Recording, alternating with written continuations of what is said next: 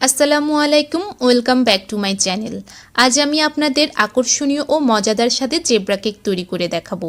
এটা দেখতে কঠিন মনে হলেও আসলে এই জেব্রা কেক তৈরি করা খুবই সহজ। চলুন তাহলে দেখে নেওয়া যাক কিভাবে এই কেক তৈরি করতে হয়। আমি একটা মিক্সিং বোলে 4টা ডিমের সাদা অংশ নিয়েছি আর কুসুমগুলো অন্য একটি পাত্রে রেখে দিয়েছি। ডিমগুলো অবশ্যই রুম টেম্পারেচারে থাকতে হবে। এবার বিটারের সাহায্যে ডিমের সাদা অংশ বিট করে নিব। আপনারা চাইলে হ্যান্ড উইক্স দিয়েও করে নিতে পারেন। বিট করতে করতে 2 কাপ চিনি অল্প অল্প করে মিক্স করতে থাকব।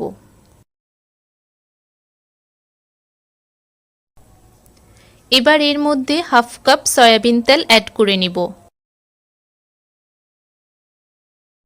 এবার কুসুমগুলো একটা একটা করে মিশিয়ে নিয়ে আবারও বিট করতে থাকব। এই পর্যায়ে আমি কিন্তু 1 চা চামচ ভ্যানিলা এসেন্সও অ্যাড করে দিয়েছিলাম।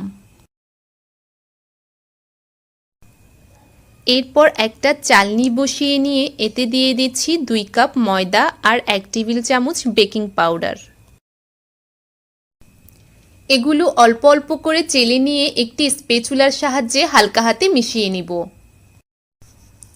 মিশানোর কাজটা আলতো হাতে করে নিতে হবে, বেশি জোরে মিশাতে যাবেন না, এতে করে কেকটা সফট থাকবে না। এরপর অল্প পরিমাণ লিকুইড দুধ মিশিয়ে ব্যাটারটা সামান্য একটু পাতলা করে নিব। কনসিস্টেন্সিটা ঠিক এমন হতে হবে। ব্যাটারটাকে এখন 2টা বোলে সমানভাবে ভাগ করে নিব। এবার একটা বোলের ব্যাটারে 1/4 কাপ কোকো পাউডার দিয়ে মিক্স করে নিব। কোকো পাউডার দেওয়ার কারণে ব্যাটারটা একটু ঘন হয়ে যাবে, তাই এতে সামান্য পরিমাণ লিকুইড দুধ মিক্স করে নিব। এবার একটি রাউন্ড শেপের মোল্ডে সামান্য পরিমাণ তেল ব্রাশ করে এতে বেকিং পেপার বিছিয়ে নিব। এর উপর আবারও একটু তেল ব্রাশ করে নিব।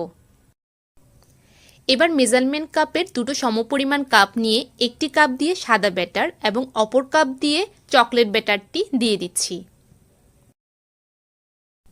এভাবে একটার উপর একটা লেয়ার দিয়ে দিব। এবার একটি টুথপিকের সাহায্যে এভাবে করে ডিজাইন করে নিব। আপনারা খেয়াল করলে বুঝতে পারবেন জেব্রা কেকের ডিজাইন করাটা কতটা সহজ। এবার চলে যাচ্ছি কেকটা বেক করতে। একটা সসপ্যানে স্ট্যান্ড বসিয়ে এর উপর কেকের পাত্রটা বসিয়ে দিচ্ছি। সসপ্যানটা কিন্তু আমি 10 মিনিটের জন্য প্রিহিট করে নিয়েছিলাম। এবার চুলার আঁচ লোতে রেখে ঢাকনা দিয়ে ঢেকে দিব। ঢাকনায় যদি কোনো ছিদ্র থাকে সেটি বন্ধ করে দিব। 35 মিনিট পর একটি টুথপিক দিয়ে কেকটা চেক করে নিচ্ছি। টুথপিকটা যদি ক্লিন বের হয়ে আসে তাহলে বুঝে নিতে হবে কেকটা রেডি। আমার কেকটা পুরোপুরি বেক হয়ে গিয়েছে, এখন আমি চুলা থেকে নামিয়ে ঠান্ডা করে নিব। কেকটা ঠান্ডা করে নিয়েছি, এখন এটাকে আনমোল্ড করার জন্য ছুরির সাহায্যে চারপাশটা ছাড়িয়ে নিচ্ছি। কেকটা মোল্ড থেকে বের করে নিয়েছি আর বেকিং পেপারটাও খুলে নিয়েছি। এবার আমি কেকটা কেটে ভিতরটা দেখিয়ে দিচ্ছি।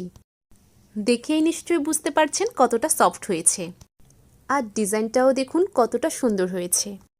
রেসিপিটি যদি ভালো লেগে থাকে তাহলে ভিডিওটিতে একটি লাইক দিবেন আর চ্যানেলটি সাবস্ক্রাইব করে পাশে থাকা বেল আইকনে ক্লিক করে রাখবেন। সবাই ভালো থাকবেন, আমার জন্য দোয়া করবেন। আল্লাহ হাফেজ।